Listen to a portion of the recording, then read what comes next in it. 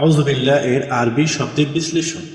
আউযু যার অর্থ আমি আশ্রয় প্রার্থনা করছি, বিল্লাহি আল্লাহর কাছে বা আল্লাহর নিকটে, মিন যার অর্থ হচ্ছে থেকে, আর শয়তান অর্থ হচ্ছে শয়তান, আর রজিম অর্থ বিতাড়িত বা অভিশপ্ত।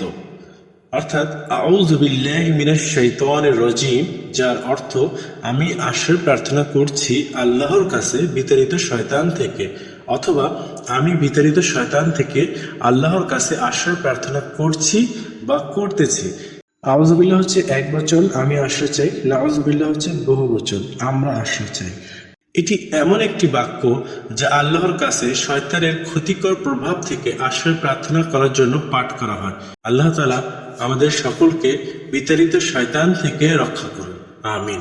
ভিডিওটা ভালো লাগলে শেয়ার করুন এবং দাওয়াতি কাজে আমাদের সাথে অংশগ্রহণ করুন। জাযাকাল্লাহু খাইরান।